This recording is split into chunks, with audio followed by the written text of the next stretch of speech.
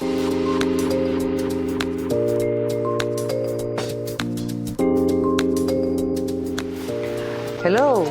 my name is Elena Ustinova. I am a designer and a master in creating clothing using the Nuno felting technique. How are my collections created? It always starts with an idea. That's how it was with the collection, A Story About a Woman for the international exhibition Soul of Felt.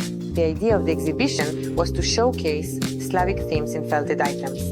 I decided to combine felt and embroidery in traditional Ukrainian styles. Today we are shooting a collection that features many interesting textures.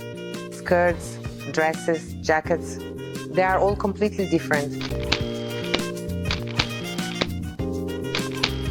Yarn, silk, fibers, decorative fabrics, there are so many components that I used in my work. These were experiments with color and various layout methods and techniques in my work.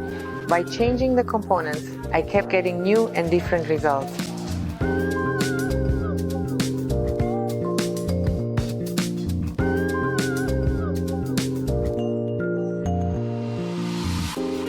Every time I create a new collection, I get a little nervous. It's like the anticipation of a holiday or some kind of miracle.